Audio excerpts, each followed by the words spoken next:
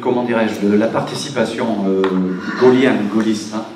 Je rappelle quand même que c'est un système qui a très très mal fonctionné. J'ai beaucoup d'admiration pour Charles de Gaulle, ne vous trompez pas, que je considère comme étant l'un des plus grands États que le XXe siècle ait connu pour la France. Mais tout le monde a des limites aussi.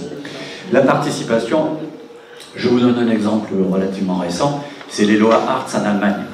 En Allemagne, il y a la moitié des conseils d'administration, c'est des représentants de salariés. Je n'ai pas entendu dire que les lois Hartz avaient amélioré la situation du salariat. Donc méfions-nous. Tout ça, c'est le registre de la propriété privée des moyens de production qui est fondamental. Donc voilà, la participation peut-être, mais il faut savoir comment on la pratique. Deuxièmement, Michels, cher ami. Michels, c'est un auteur de sciences politiques qui a fait beaucoup de travail sur les partis politiques et qui nous décrit la fameuse loi des reins de l'oligarchie. Bon, la fameuse loi des reins de l'oligarchie n'existe pas pour moi. Ce qui existe par contre, c'est effectivement un système de fonctionnement dans un système politique, économique et social bien déterminé qui est le capitalisme néolibéral. Si on veut remettre en cause effectivement la loi des reins de l'oligarchie, il faut remettre en cause le système économique capitaliste néolibéral et le transformer en socialisme. Je déplore vraiment que la science politique française, je pense sous le contrôle de certains universitaires, soit dans un état de misère comme celui qu'on constate aujourd'hui.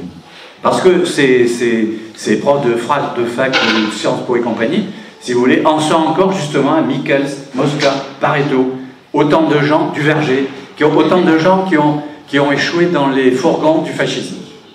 Ceci étant dit, on voudrait quand même donner un petit avis sur... on a parlé beaucoup de certains révolutionnaires en 89, on n'a pas prononcé le nom de Robespierre. Tout à l'heure, quelqu'un posait la question, j'aimerais bien qu'on m'explique la différence entre girondisme et jacobinisme. Je vais répondre de la façon suivante. Renseignez-vous, hein, c'est pas que moi qui le dis. C'est des historiens et des historiens modernes, des jeunes, qui ont la quarantaine, si vous voulez, et qui ont fait l'effort de revenir sur un certain nombre de poncifs qu'on nous apprend depuis l'école primaire. Il ne faut pas oublier que Robespierre, c'est le seul révolutionnaire dans ce pays qui a proposé que l'exécutif, le pouvoir exécutif, il soit confié aux communes. D'accord? Réfléchissons bien à ça, parce qu'effectivement, ça, c'est de la véritable décentralisation, et non pas de la déconcentration. D'attribuer donc l'exécutif aux collectivités territoriales. Sur les collectivités territoriales, on n'évitera pas, à mon avis, une réforme d'ensemble fondamentale, une redéfinition de l'ensemble du paysage, en donnant la priorité aux communes et aux départements. Pour moi, la région, et encore plus les régions, on va dire hollandiennes, hein, ce sont des constructions juridiques abstraites qui n'ont aucune signification politique, sociale, économique et culturelle. Elles ont une seule fonctionnalité. La fonctionnalité, c'est de prendre l'État national entre l'enclume et le marteau, par les eurorégions, qui essayent de grignoter un petit peu un certain nombre de compétences.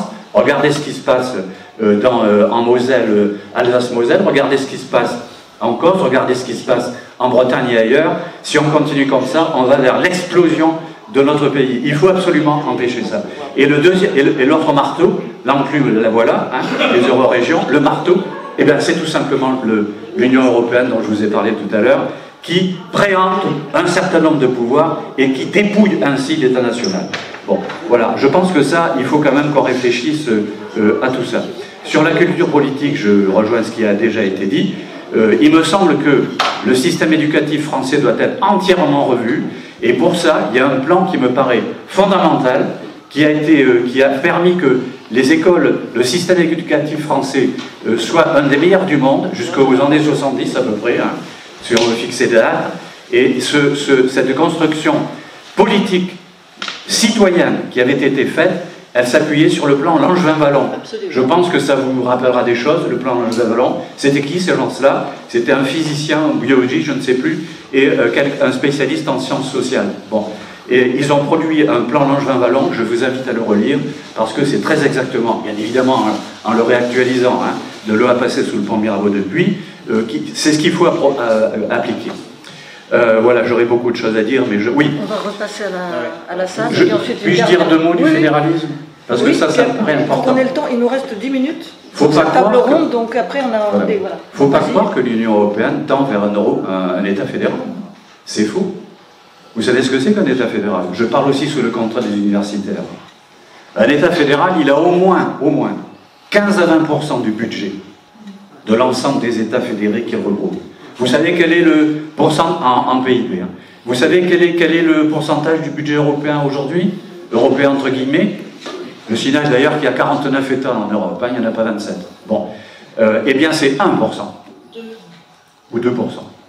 Ça va peut-être évoluer depuis. Tout augmente. Bon, eh bien, qu'est-ce que vous voulez qu'il fasse? Qu'est-ce que vous voulez qu'il fasse? Et donc, moi je vous dis, je ne suis pas devin, naturellement, mais je pense que l'Union européenne ne va pas durer très longtemps si elle continue comme ça, voyez-vous. Premièrement, il va y avoir un problème au niveau de l'euro, qui n'est que l'euro marque, d'accord? Et deuxièmement, les États qui ont encore quelques considérations pour leur souveraineté, je pense à l'Allemagne, vont être les premiers à vouloir en sortir dans pas longtemps. On en reparlera. Merci en tout cas. Bon, il nous reste